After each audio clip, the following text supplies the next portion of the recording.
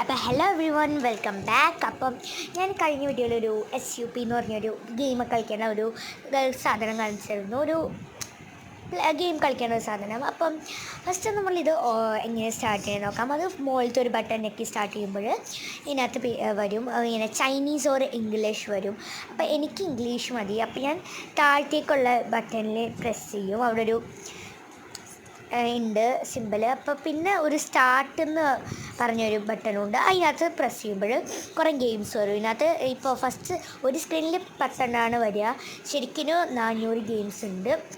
അപ്പോൾ ഫസ്റ്റ് ഗെയിമിൽ എടുത്തിട്ട് നമ്മൾ സ്റ്റാർട്ടിൽ വെക്കാം.